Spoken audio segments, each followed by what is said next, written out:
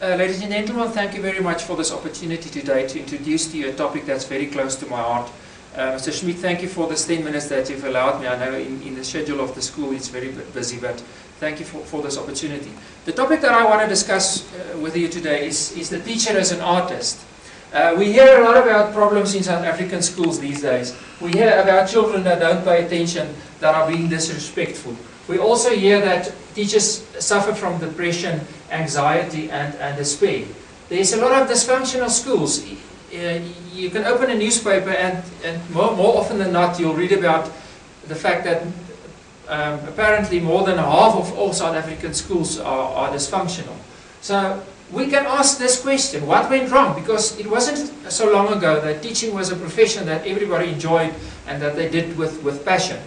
I want to ask a rather controversial question, namely, I wonder whether we haven't been spoiled over the past 30, 40 years. Because we've been used to a structured classroom situation with strict discipline, and learners had to pay attention. In those days it was really easy to be a teacher because the principal simply forced the learners to listen by punishing them. We don't have that luxury anymore.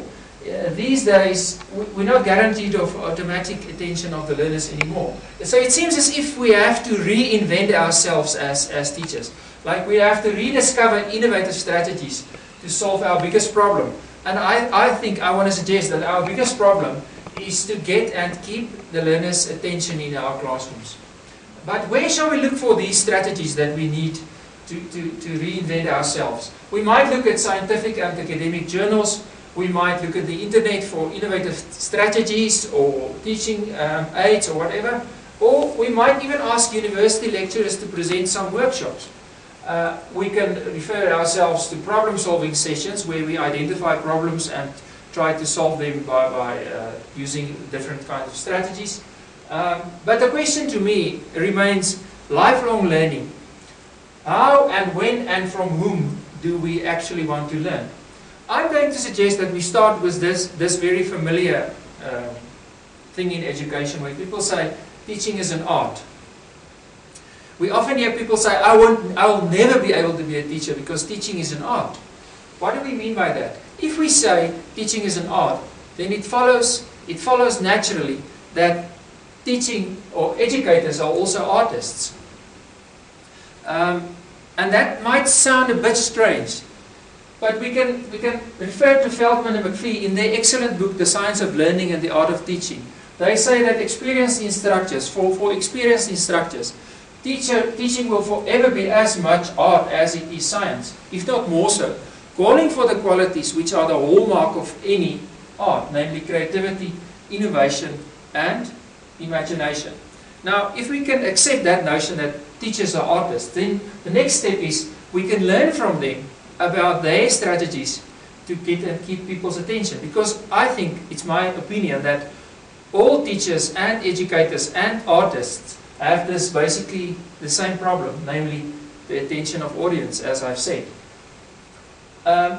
If artists don't sustain themselves, if they're not able to get and keep their audience's attention, then they simply stop to be performing and they won't be able to sustain themselves. They have to reinvent themselves time and again over many generations just to make sure that they're still performing. A guy like Neil Diamond, he's been performing since the late 60s and he still draws thousands and tens of thousands of people to his performances.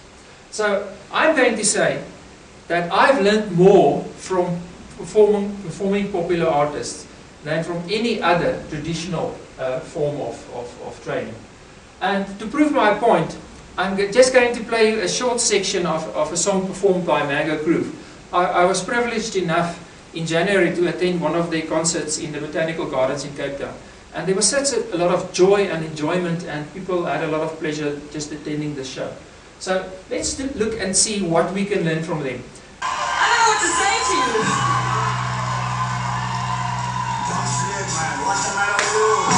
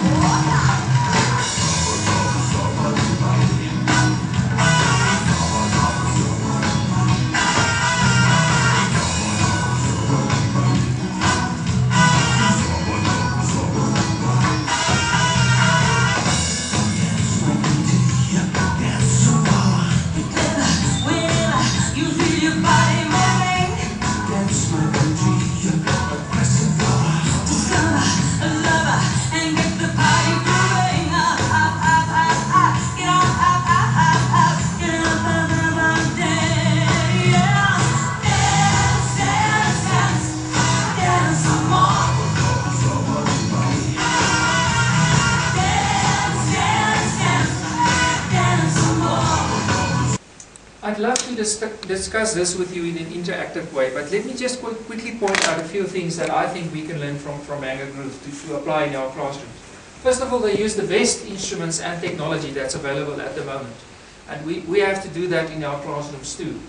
They've planned and prepared very well because there was this perfect execution of the song, and it might seem as if it was easy, but it's never easy because you have to plan a lot and you have to practice a lot to get at that level of performance.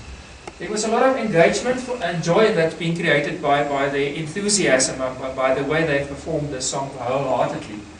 There was unity and harmony in their diversity, a lot of different artists, a lot of different instruments, and there was this harmony of an excellent song. And they've persisted, they've renewed their songs and their performances, and they're still performing it with passion after so many years. So can you see why I'm arguing that should we study the performances of popular artists, we might get to a point where we get back into this excellent groove of excellent education. Thank you very much.